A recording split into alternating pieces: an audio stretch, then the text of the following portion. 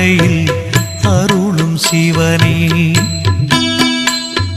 ஞானியர் யாவரும் போற்றும் சிவனே, நல்வழி காட்டும் எங்களின் சிவனே. ஆணவ குணத்தை அழித்திடும் சிவனே, அண்ணாமலையில் அருளும் சிவனே.